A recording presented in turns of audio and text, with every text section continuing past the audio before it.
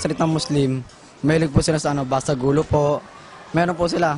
Hindi po sila lumalaban ng patas. Kaya narinig ko ang Muslim at Kristiyano ay naalala ko ang aking tinuturo sa Florante at Laura na kung saan ang Muslim at ang Kristiyano ay nagkaroon ng matinding pagkakaibigan sa panahon ng pangangailangan. Maraming asawa kapag Muslim. Tatakot kami. Parang nasa isip namin parang pagka sa Mindanao, nagkakagulo sila agad. Ramadan. Sa panahon ngayon, wala nang inaano kung Muslim ka o Kristiyano. Katulad dito sa school natin dito, nagsasama ang Muslim at Kristiyano dito. Pag naririnig ko po yung salitang yan, minsan may papasok sa isip na away, pero may mga pagkakaibigan naman sa Muslim at Katoliko eh. Pag Muslim, okay naman sila eh.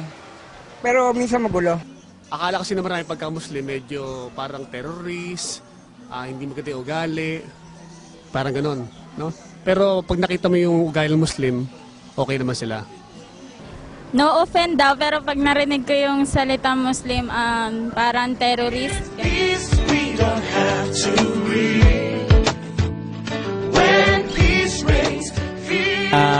Agawan sa lupa, yun, sa mga teritoryo. Politika nila, masyadong marumi. May gulo dahil mayroon misunderstanding. Ilang nakatirang tao doon na mayroong mga gustong ipaglaban na sa tingin natin na hindi napakikinggan. Hindi masyado nabibigyan ng pansin ng gobyerno yung pangailangan ng mga tao ron. Kasi masyadong mahirap yung lugar eh. Dahil siguro sa hindi magkasundo yung sa politika doon, kaya nagkakaroon ng gera.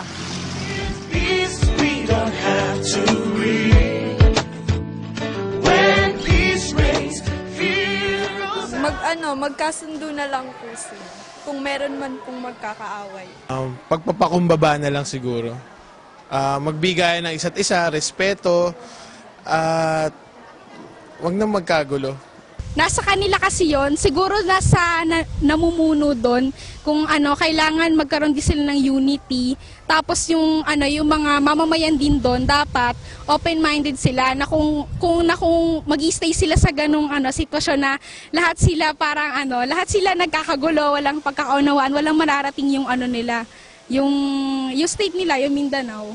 Good leader tsaka pagkakaisa, ayun.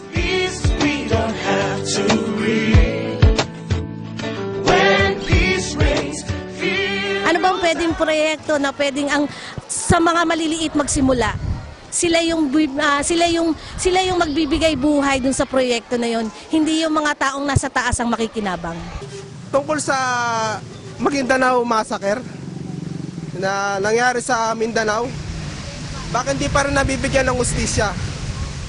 Ano yung pinaka the best way na magagawa nila para hindi na magkagulo doon sa Mindanao? Kung ano ba yung talagang pinaka-concrete na plano nila para ma-resolve yung problem between Muslim and Christian. Kaya nyo po bang gawing mapayapa talaga?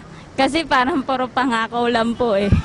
Bakit yung sinasabi niya parang hindi pa rin nakikita sa Mindanao? Ang gulo sa Mindanao, sana maayos na.